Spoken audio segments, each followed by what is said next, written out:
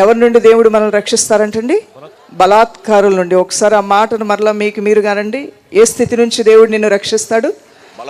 ఎలాంటి స్థితి నుంచి దేవుడు నిన్ను కాపాడుతాడు? బలాత్కారుల నుండి. ఎలాంటి బంధకం నుండి ప్రభు నిన్ను విడిపిస్తానంటున్నాడు?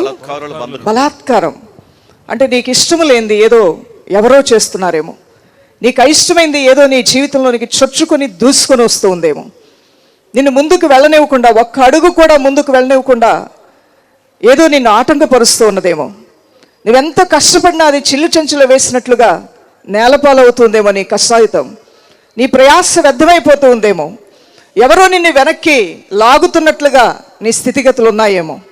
ప్రభు అయిన దేవుని వాక్కు మనకు బయలుపరచబడుతుంది. దైవజనమా, నీ దేవుని నువ్వు శైలముగాను, కోటగాను, కొండగాను, రక్షకుడుగాను, దుర్గముగాను ఆయన నువ్వు ఆశ్రయించి నువ్వు నమ్ముకున్నావు కాబట్టి నీ ప్రభు ఒక అద్భుతం నీ పట్ల చేయబోతున్నాడు.